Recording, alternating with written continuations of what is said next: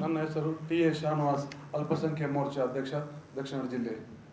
ಭ್ರಷ್ಟ ಮುಖ್ಯಮಂತ್ರಿಯಾದಂತಹ ಸನ್ಮಾನ್ಯ ಸಿದ್ದರಾಮಯ್ಯನವರ ಮೇಲೆ ಕಳೆದ ಕೆಲವು ದಿನಗಳಿಂದ ಕೇಳಿ ಬಂದಂತಹ ಆರೋಪಗಳು ಏನುಂಟು, ಈ ಆರೋಪಗಳ ಬಗ್ಗೆ ಕಂಪ್ಲೇಂಟ್ ರಾಜ್ಯಪಾಲರಿಗೆ ಕೊಟ್ಟಂತ ಸಂದರ್ಭದಲ್ಲಿ ರಾಜ್ಯಪಾಲರು ಆ ಎಲ್ಲ ದಾಖಲೆಗಳನ್ನು ಪರಿಶೀಲಿಸಿದ ಸಂದರ್ಭದಲ್ಲಿ ಮೇಲ್ನೋಟಕ್ಕೆ ಈ ಆರೋಪ ಸಾಬೀತಾದಂತಹ ಸಂದರ್ಭದಲ್ಲಿ ಘನತೆವೆತ್ತ ರಾಜ್ಯಪಾಲರು ಸನ್ಮಾನ್ಯ ಮುಖ್ಯಮಂತ್ರಿಯ ವಿರುದ್ಧ ಪ್ರಾಸಿಕ್ಯೂಷನ್ ತನಿಖೆ ಮಾಡಲು ಆದೇಶವನ್ನು ನೀಡಿರುತ್ತಾರೆ. ಈ ಸಂದರ್ಭದಲ್ಲಿ ಒಂದು ರಾಜ್ಯದ ಮುಖ್ಯಮಂತ್ರಿಯ ಮೇಲೆ ಭ್ರಷ್ಟಾಚಾರದ ಆರೋಪಗಳು ಕೇಳಿ ಬಂದಂತಹ ಸಂದರ್ಭದಲ್ಲಿ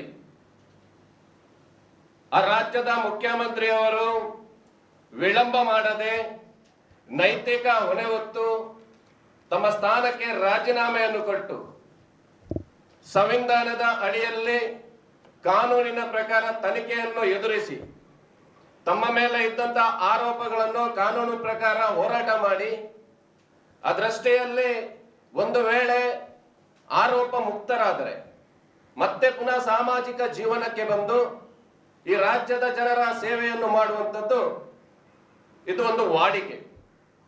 ಹಿಂದೆ ಒಂದಷ್ಟು ಮುಖ್ಯಮಂತ್ರಿಗಳ ಮೇಲೆ ಕೇಳಿ ಬಂದಂತ ಇದೇ ರೀತಿಯ ಆರೋಪಗಳು ಕೇಳಿ ಬಂದಂತ ಸಂದರ್ಭದಲ್ಲಿ ಕಳೆದ ಹಿರಿಯರಾದಂತಹ ಸನ್ಮಾನ್ಯ ಯಡಿಯೂರಪ್ಪರವರ ಮೇಲೆ ಭ್ರಷ್ಟಾಚಾರದ ಆರೋಪಗಳು ಏನು ಬಂದಿದ್ದು, ಅವತ್ತಿನ ರಾಜ್ಯಪಾಲರಾದಂತಹ ಹಂಸರಾಜ್ ಭಾರದ್ವಾಜ್ ರವರ ಮುಖಾಂತರ ಅವರ ಮೇಲೆ ಏನು ಪ್ರಾಸಿಕ್ಯೂಷನ್ಗೆ ಆದೇಶ ಆದಂತ ಸಂದರ್ಭದಲ್ಲಿ ವಿರೋಧ ಪಕ್ಷದ ನಾಯಕರಾಗಿದ್ದಂತವರು ಇದೇ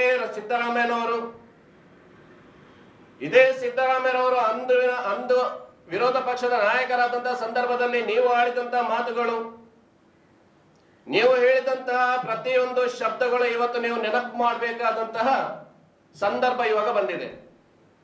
ಅವತ್ತು ನಮ್ಮ ಮುಖ್ಯಮಂತ್ರಿಯಾದಂತಹ ಸನ್ಮಾನ್ಯ ಯಡಿಯೂರಪ್ಪರವರು ತಕ್ಷಣ ತನ್ನ ಸ್ಥಾನಕ್ಕೆ ರಾಜೀನಾಮೆಯನ್ನು ಕೊಟ್ಟು ತನಿಖೆಯನ್ನು ಎದುರಿಸಿ ಆರೋಪದಿಂದ ಮುಕ್ತರಾಗಿ ಮತ್ತೆ ಈ ರಾಜ್ಯದ ಮುಖ್ಯಮಂತ್ರಿಯ ಆಗಿ ಬಂದಂಥದ್ದು ನಮ್ಗೆಲ್ಲರಿಗೂ ತಿಳಿದಿರುವಂತ ವಿಚಾರ. ಆದ್ರೆ ಈ ಸಿದ್ದರಾಮಯ್ಯನವರು ಏನ್ ಮಾಡ್ತಾ ಇದ್ದಾರೆ, ಇವತ್ತು ಈ ರಾಜ್ಯದಲ್ಲಿ ಭ್ರಷ್ಟಾಚಾರದ ತಾಂಡವ ಆಡ್ತಾ ಇದ್ರು ಕೂಡ ಬಡ ಜನತೆಗೆ ಕೊಡಬೇಕಾದಂತ ಸೈಟ್ಗಳನ್ನು ತನ್ನ ಹೆಂಡತಿಯ ಮೇಲೆ ಸೈಟ್ ಅನ್ನು ಕೊಟ್ಟು ಇವತ್ತು ಆರೋಪ ಅವರ ಮೇಲೆ ಇದ್ದಂತಹ ಸಂದರ್ಭದಲ್ಲಿ ತಮ್ಮ ಬಂಡತನವನ್ನು ಪ್ರದರ್ಶಿಸಿ ರಾಜೀನಾಮೆಯನ್ನು ಕೊಡದೆ ಇವತ್ತು ಈ ರಾಜ್ಯದ ಜನತೆ ಏನು ಮ್ಯಾಂಡೇಟರಿ ಕೊಟ್ಟಿದ್ರ 135 ಸೀಟುಗಳ ಮ್ಯಾಂಡೇಟರಿ ನಿಮ್ಗೆ ಅಧಿಕಾರವನ್ನು ಕೊಟ್ಟಿತ್ತು ಈ ರಾಜ್ಯದ ಜನತೆ. ಜನರ ಆಶೀರ್ವಾದವನ್ನು ಮಾಡಿದ್ರು. ಯಾವ ಕಾರಣಕ್ಕೋಸ್ಕರ ಆಶೀರ್ವಾದ ಮಾಡಿದ್ರು?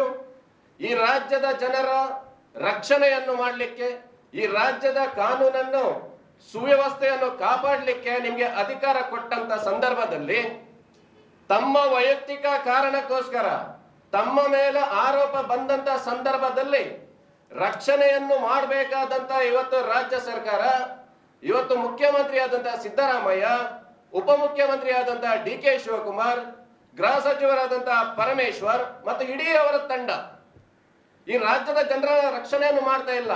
ಬದಲಾಗಿ ಈ ರಾಜ್ಯದ ಮೂಲೆಯಲ್ಲಿಯೂ ಕೂಡ ಪ್ರತಿಯೊಂದು ಮಂಡಲದಲ್ಲಿಯೂ ಕೂಡ ಕೋಮು ಗಲಭೆಗಳನ್ನು ಸೃಷ್ಟಿಸುವಂತಹ ಇವತ್ತು ಕರೆಯನ್ನು ಇವತ್ತು ಕೊಟ್ಟಿದ್ದಾರೆ. ಇಡೀ ಜಿಲ್ಲೆಯಲ್ಲಿ, ಇಡೀ ರಾಜ್ಯದಲ್ಲಿ ಸಾರ್ವಜನಿಕರ ಜೀವನಕ್ಕೆ ಅಸ್ತವ್ಯಸ್ತ ತರುವಂತಹ ರೀತಿಯಲ್ಲಿ ಮೊನ್ನೆಯಿಂದ ನಡೆದಂತ ಘಟನೆಗಳು ನಮಗೆ ಗೊತ್ತಿರುವಂತ ವಿಚಾರ. ಈ ಸಂದರ್ಭದಲ್ಲಿ ಪ್ರತಿಭಟನೆ ಮಾಡುವಂಥದ್ದು ಪ್ರಜಾಪ್ರಭುತ್ವದ ವ್ಯವಸ್ಥೆಯ ಅಡಿಯಲ್ಲಿ ಎಲ್ಲರ ಹಕ್ಕು. ಸಂವಿಧಾನದ ಅಡಿಯಲ್ಲಿ ಪ್ರಜಾಪ್ರಭುತ್ವದ ವ್ಯವಸ್ಥೆಯಲ್ಲಿ ಸಂವಿಧಾನಕ್ಕೆ ಗೌರವ ಕೊಟ್ಟು ಯಾರು ಪ್ರತಿಭಟನೆ ಮಾಡ್ತಾರ ಅದನ್ನು ನಾವು ಸ್ವಾಗತ ಮಾಡ್ತೇವೆ. ಆದರೆ ನಿನ್ನೆ ನಮ್ಮ ದಕ್ಷಿಣ ಕನ್ನಡ ಜಿಲ್ಲೆಯಲ್ಲಿ ರಾಜ್ಯಾದ್ಯಂತ ಪ್ರತಿಭಟನೆ ನಡೆಯುತ್ತಿರುವಂತಹ ಸಂದರ್ಭದಲ್ಲಿ ನಮ್ಮ ದಕ್ಷಿಣ ಕನ್ನಡ ಜಿಲ್ಲೆಯಲ್ಲಿ ಸಿದ್ದರಾಮಯ್ಯನವರ ಒಂದು ಭಿಕ್ಷೆಯಿಂದ ಏನು ವಿಧಾನ ಪರಿಷತ್ ಸದಸ್ಯ ಸ್ಥಾನಕ್ಕೆ ಟಿಕೆಟ್ ಅನ್ನು ಗಟ್ಟಿಸಿಕೊಂಡು ಅವರ ಋಣವನ್ನು ತೀರಿಸುವುದಕ್ಕೋಸ್ಕರ ದಕ್ಷಿಣ ಕನ್ನಡ ಜಿಲ್ಲೆಯಲ್ಲಿ ನಿನ್ನೆ ಕಾಂಗ್ರೆಸ್ ನೇತೃತ್ವದ ಒಂದು ಪ್ರತಿಭಟನೆಯನ್ನು ಮಾಡ್ತಾರೆ. ಈ ಪ್ರತಿಭಟನೆಯ ಸಂದರ್ಭದಲ್ಲಿ ಐವನ್ ಡಿಸೋಜರವರು ವಿಧಾನ ಪರಿಷತ್ತಿನ ಸದಸ್ಯರು ಸಂವಿಧಾನ ಪಾಲನೆ ಮಾಡಬೇಕಾದಂತಹ ಜನರಿಗೆ ಮಾರ್ಗದರ್ಶಕರಾಗಿ ಆದರ್ಶ ರಾಜಕಾರಣಿಯಾಗಿ ಬದುಕಬೇಕಾದಂತವರು ಏನ್ ಕರೆಯನ್ನು ಕೊಡ್ತಾ ಇದ್ದಾರೆ? ಘನತೆಯತ್ತ ರಾಜ್ಯಪಾಲರನ್ನು ಪಕ್ಕದ ದೇಶದ ಬಾಂಗ್ಲಾದೇಶದಲ್ಲಿ ಆದಂತಹ ಹಾಗೆ ರಾಜ್ಯಪಾಲರನ್ನು ರಾಜಭವನಕ್ಕೆ ಮುತ್ತಿಗೆಯನ್ನು ಹಾಕ್ತೇವೆ, ರಾತ್ರೋರಾತ್ರಿ ಬಾಂಗ್ಲಾದೇಶದ ಪ್ರಧಾನಿ ಓಡಿ ಹೋದಾಗೆ ನಮ್ಮ ರಾಜ್ಯದ ರಾಜ್ಯಪಾಲರನ್ನು ನಾವು ಓಡಿಸ್ತೇವೆ ಎಂಬಂತಹ ದೇಶದ್ರೋಹದ ಏನು ಮಾತುಗಳನ್ನು ಆಡಿದ್ದಾರೆ. ಈ ಮಾತುಗಳನ್ನು ನಾವು ಇವತ್ತು ಭಾರತೀಯ ಜನತಾ ಪಾರ್ಟಿ ಅಲ್ಪಸಂಖ್ಯಾತ ಮೋರ್ಚಾ ರಾಜ್ಯ ಮತ್ತು ಜಿಲ್ಲಾ ಘಟಕದ ವತಿಯಿಂದ ಖಂಡಿತವಾಗಿ ನಾವು ಖಂಡನೆಯನ್ನು ಮಾಡ್ತೇವೆ. ಐವನ್ ಡಿಸೋಜರ್ ಅವರು ಸ್ವಲ್ಪ ಯೋಚನೆ ಮಾಡಬೇಕು, ಯಾವ ರೀತಿಯಲ್ಲಿ ನಾವು ಮಾತಾಡಬೇಕು. ಐವನ್ ಡಿಸೋಜರ್ ಅವರ ಬಗ್ಗೆ ನಮಗೆ ಗೊತ್ತುಂಟು, ಅವರು ಪ್ರಚಾರ ಪ್ರಿಯರು. ಒಂದು ಬಾಯಿಗೆ ಒಂದು ಮೈಕ್ ಸಿಕ್ಕಿದ ತಕ್ಷಣ ಏನ್ ಬೇಕಾದ್ರೂ ಮಾತಾಡಿದ್ರೆ ಆಗುತ್ತೆ ಎಂಬಂತಹ ಚಿಂತನೆಯಲ್ಲಿದ್ದಂತವರು ಐವನ್ ಡಿಸೋಜರ್. ಆದ್ರೆ ಐವನ್ ಡಿಸೋಜರ್ ಅವರೇ, ನೀವು ಇವತ್ತು ಏನು ನಿನ್ನೆ ಮಾತಾಡಿದ್ದೀರಾ, ದೇಶ ವಿರೋಧಿ ಸಂವಿಧಾನ ವಿರೋಧಿ ಮಾತುಗಳನ್ನೇನು ಆಡಿದ್ದೀರಾ, ಉಗ್ರರು ಹುಟ್ಟುವಂತಹ ದೇಶ, ಉಗ್ರಗಾಮಿಗಳು ಹುಟ್ಟುವಂತಹ ದೇಶ ಬಾಂಗ್ಲಾದೇಶ, ಪಾಕಿಸ್ತಾನ ದೇಶವನ್ನು ಮಾದರಿಯನ್ನಾಗಿ ತೆಗೆದುಕೊಂಡು ಉಗ್ರಗಾಮಿ ಸಂಘಟನೆಯ ಮನಸ್ಥಿತಿ ಇವತ್ತು ಕಾಂಗ್ರೆಸ್ ಪಕ್ಷದಲ್ಲಿರುವಂತದ್ದು. ಉಗ್ರಗಾಮಿಯ ಮನಸ್ಥಿತಿಯನ್ನು ನೀವು ತೆಗೆದುಕೊಂಡು ಈ ದೇಶದಲ್ಲಿ ಗಲಭೆಯನ್ನು ಸೃಷ್ಟಿಸುವಂತದ್ದು, ಕೋಮು ಗಲಭೆಯನ್ನು ಸೃಷ್ಟಿಸುವಂತದ್ದು, ಈ ಚಟುವಟಿಕೆಗಳಲ್ಲಿ ನೀವು ತೊಡಗಿಸಿಕೊಂಡಂತದ್ದು, ಇದು ಖಂಡನೀಯ. ಇವತ್ತು ಕಾಂಗ್ರೆಸ್ ಪಕ್ಷದ ಪ್ರತಿ ಅಜೆಂಡಾ ಇವತ್ತು ಐವನ್ ಡಿಸೋಜರ್ ಅವರ ಮುಖಾಂತರ ಇವತ್ತು ಪ್ರದರ್ಶನ ಆಗಿದೆ. ಅವರ ಮನಸ್ಥಿತಿ ಏನು, ಬಾಂಗ್ಲಾದೇಶದಲ್ಲಿ ಇರುವಂತಹ ಅಲ್ಲಿ ಏನು ಸಂವಿಧಾನಕ್ಕೆ ವಿರೋಧವಾಗಿ ಅಲ್ಲಿಯ ಉಗ್ರರು ಏನು ಚಟುವಟಿಕೆಗಳನ್ನು ಮಾಡ್ತಾ ಇದ್ದಾರೆ, ಆ ಚಟುವಟಿಕೆಯನ್ನು ಮಾದರಿಯಾಗಿ ನಾವು ನಮ್ಮ ರಾಜ್ಯದಲ್ಲಿ ಮಾಡ್ತೇವೆ ಅಂತ ನೀವೇನು ನಿಮ್ಮ ಬಾಯಲ್ಲಿ ಹೇಳಿದ್ದೀರಾ. ಇದು ಕಾಂಗ್ರೆಸ್ ಪಕ್ಷದ ಸ್ಪಷ್ಟವಾಗಿರುವಂತಹ ಅಜೆಂಡಾ. ಭಾರತ ದೇಶದಲ್ಲಿ ಕಾಂಗ್ರೆಸ್ ಪಕ್ಷದ ನೇತೃತ್ವದಲ್ಲಿ ಈ ದೇಶದಲ್ಲಿ ಅರಾಜಕತೆಯನ್ನು ಸೃಷ್ಟಿ ಮಾಡಬೇಕು, ಈ ದೇಶದಲ್ಲಿ ಗಲಭೆಯನ್ನು ಸೃಷ್ಟಿ ಮಾಡಬೇಕು ಎಂಬಂತಹ ಏನು ನೀವು ಉದ್ದೇಶ ಇಟ್ಕೊಂಡಿದ್ದೀರಾ, ಈ ಉದ್ದೇಶ ಈಡೇರಲು ನೀವು 10 ಜನ್ಮ ಹೋದ್ರೂ ಈ ಭಾರತ ದೇಶದಲ್ಲಿ ಸಾಧ್ಯ ಇಲ್ಲ. ಈ ಪುಣ್ಯ ಭೂಮಿಯಲ್ಲಿ ಎಷ್ಟೋ ಮಂದಿ ರಾಷ್ಟ್ರ ವಿರೋಧಿಗಳು ಬಂದು ಹೋಗಿದ್ದಾರೆ, ಅವರ ಸದ್ದಿಲ್ಲದೆ ಮುಗಿಸಿ ಆಗಿದೆ. ಇನ್ನು ನಿಮ್ಮಂತವರು ರಾಷ್ಟ್ರ ವಿರೋಧಿಗಳು ಈ ದೇಶದಲ್ಲಿ ಒಂದು ವೇಳೆ ಆ ಚಿಂತನೆಯನ್ನು ಮಾಡಿದ್ರೆ ಕೂಡ ನೀವು ನೆನಪಿನಲ್ಲಿಡಿ, ದಕ್ಷಿಣ ಕನ್ನಡ ಪರಶುರಾಮನ ನಾಡು. ಇಲ್ಲಿ ಅನ್ಯಾಯಕ್ಕೆ ಯಾವತ್ತೂ ಕೂಡ ನಾವು ಸಹಿಸುವುದಿಲ್ಲ. ಇಲ್ಲಿಯ ಜನತೆ ನಿಮ್ಗೆ ಪಾಠ ಕಲಿಸ್ಲಿಕ್ಕೆ ಇನ್ನು ಜಾಸ್ತಿ ಸಮಯ ಇಲ್ಲ ಎಂಬುವಂಥದ್ದು ಕೂಡ ಎಚ್ಚರಿಕೆಯ ಸಂದೇಶವನ್ನು ಕೂಡ ಈ ಮೂಲಕ ಹೇಳ್ತಾ ಇದ್ದೇನೆ. ಅದಕ್ಕೋಸ್ಕರ ಈ ರಾಜ್ಯದಲ್ಲಿ ವಿಧಾನ ಪರಿಷತ್ನ ಸ್ಥಾನದಲ್ಲಿದ್ದುಕೊಂಡು ಈ ರೀತಿಯ ಉಗ್ರಗಾಮಿಯ ರೀತಿಯಲ್ಲಿ ಮಾತಾಡುವಂಥದ್ದು, ಈ ಮಾನಸಿಕತೆಯನ್ನು ಪ್ರದರ್ಶನ ಮಾಡುವಂಥದ್ದು, ಇದನ್ನು ಸರ್ಕಾರ ತಕ್ಷಣವಾಗಿ ಗಂಭೀರವಾಗಿ ತೆಗೆದುಕೊಳ್ಬೇಕು. ಸರ್ಕಾರ ಅವರ ವಿರುದ್ಧ ಕಠಿಣ ಕ್ರಮವನ್ನು ತೆಗೆದುಕೊಳ್ಬೇಕು. ಸರ್ಕಾರ ಅವರ ವಿರುದ್ಧ ಕೂಡಲೇ ಕಾನೂನು ಪ್ರಕಾರ FIR ಅನ್ನು ಮಾಡಿ ಅವರನ್ನು ತಕ್ಷಣ ವಿಧಾನ ಪರಿಷತ್ ಸ್ಥಾನದಿಂದ ತೆರವುಗೊಳಿಸುವಂತ ಕೆಲಸವನ್ನು ಕೂಡ ಸರ್ಕಾರ ಮಾಡಬೇಕೆಂದು ಕೂಡ ಆಗ್ರಹ ಮಾಡ್ತಾ ಇದ್ದೇನೆ.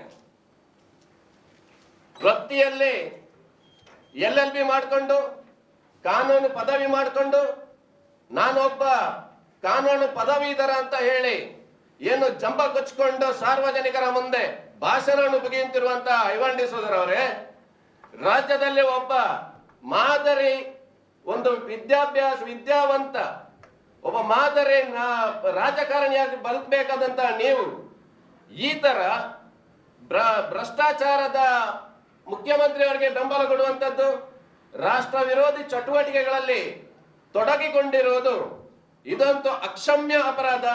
ಇದನ್ನು ಭಾರತೀಯ ಜನತಾ ಪಾರ್ಟಿ ಅಲ್ಪಸಂಖ್ಯಾತ ಮೋರ್ಚಾ ದಕ್ಷಿಣ ಕನ್ನಡ ಜಿಲ್ಲೆ ಖಂಡಿತವಾಗಿ ಇದನ್ನು ಖಂಡಿಸ್ತಾ ಇದೆ.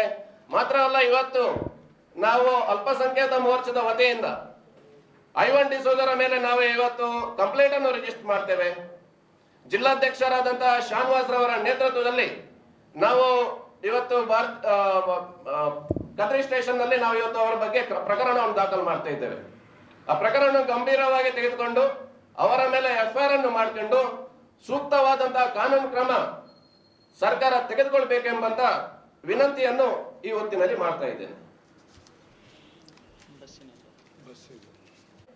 ನಿನ್ನೆ ನಡೆದಂತಹ ಕರ್ನಾಟಕ ರಾಜ್ಯ ಸರ್ಕಾರ ಯಾವ ವಾಗ್ದಾನದಲ್ಲಿ ಬಂತು, ಯಾವ ವಾಗ್ದಾನದಲ್ಲಿ ಅಧಿಕಾರಕ್ಕೆ ಬಂದಂತಂದು ಅಲ್ಪಸಂಖ್ಯಾತರ ರಕ್ಷಣೆ ನಮ್ಮ ಧ್ಯೇಯ, ಅಲ್ಪಸಂಖ್ಯಾತರ ರಕ್ಷಣೆಯನ್ನು ನಾವು ಮಾಡ್ತೇವೆ ಅಂತ ಹೇಳ್ಕೊಂಡಿದ್ದಂತಹ ಕಾಂಗ್ರೆಸ್ ಪಕ್ಷ ಇದೇ ಐವನ್ ಡಿಸೋಜರ್ ಅವರು ಎದುರು ನಿಂತು ಅದೇ ಆ ಬಸ್ಗೆ ಕಲ್ಲು ಹೊಡೆದಂತ ಸಂದರ್ಭದಲ್ಲಿ ಆ ಬಸ್ ಅಲ್ಪಸಂಖ್ಯಾತ ಸಮುದಾಯದ ಒಬ್ಬ ಸೇರಿದಂತಹ ಆ ವ್ಯಕ್ತಿಗೆ, ಅಲ್ಪಸಂಖ್ಯಾತ ಸಮುದಾಯದ ವ್ಯಕ್ತಿಗೆ ಸೇರಿದಂತಹ ಬಸ್ಸಿಗೆ ಗೊತ್ತಿದ್ದು ಉದ್ದೇಶ ಪೂರ್ವಕವಾಗಿ ಇದೇ ಐವನ್ ಡಿಸೋಜರ್ ಅವರು ಕಲ್ಲು ಹೊಡೆದಿದ್ದಾರೆ. ಈ ಸಂದರ್ಭದಲ್ಲಿ ಯಾರ ಮೇಲೆ ಪ್ರಕರಣ ದಾಖಲು ಮಾಡಿದ್ದಾರೆ? ಪೊಲೀಸ್ನವರು ಬರೀ ಮೂರು ಮಂದಿಯ ಮೇಲೆ ಮಾತ್ರ ಪ್ರಕರಣ ದಾಖಲು ಮಾಡಿದ್ದಾರೆ. 3 ಮಂದಿಯ ಮೇಲೆ ಪ್ರಕರಣ ದಾಖಲು ಮಾಡಿದಂತ ಸಂದರ್ಭದಲ್ಲಿ ಪೊಲೀಸ್ನವರು ಏನ್ ಮಾಡಬೇಕಿತ್ತು? ಯಾರು ಈ ಪ್ರತಿಭಟನೆಗೆ ಪ್ರಚೋದನೆ ಕೊಟ್ಟಿದ್ದಾರೆಯೋ, ಯಾರು ಈ ಕಲ್ಲು ಹೊಡಿಲಿಕ್ಕೆ ಪ್ರಚೋದನೆ ಕೊಟ್ಟಿದ್ದಾರೆಯೋ ಅಂತ ಐವನ್ ಡಿಸೋಜರ ಮೇಲೆ ಪ್ರಕರಣ ದಾಖಲು ಮಾಡಿಲ್ಲ.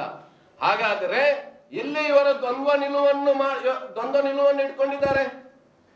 ಕಾರ್ಯಕರ್ತರ ಮೇಲೆ ಬೇಕಾದ್ರೆ ಎಫ್ಐಆರ್ ಆಗ್ಲಿ, ರಾಜಕೀಯದ ನಾಯಕರಾದಂತಹ ಐವನ್ ಡಿಸೋಜರ ಮೇಲೆ ಎಫ್ಐಆರ್ ಹಾಕ್ಲಿಕ್ಕಿಲ್ಲ. ಇದು ಸರಿಯಲ್ಲ. ಆ ಪ್ರಕರಣದಲ್ಲಿಯೂ ಕೂಡ ಐವನ್ ಡಿಸೋಜರ್ ಅನ್ನು ಸೇರಿಸಬೇಕು. ಆ ಪ್ರಕರಣದಲ್ಲಿಯೂ ಕೂಡ ಐವನ್ ಡಿಸೋಜರ ಮೇಲೆ ಪ್ರಕರಣವನ್ನು ದಾಖಲಿಸಿ ತನಿಖೆಯನ್ನು ಮಾಡಬೇಕೆಂದು ದಕ್ಷಿಣ ಕನ್ನಡ ಜಿಲ್ಲಾ ಬಿಜೆಪಿ ಅಲ್ಪಸಂಖ್ಯಾತ ಮೋರ್ಚಾದ ವತಿಯಿಂದ ನಾವು ಆಗ್ರಹ ಮಾಡ್ತಾ ಇದ್ದೇವೆ.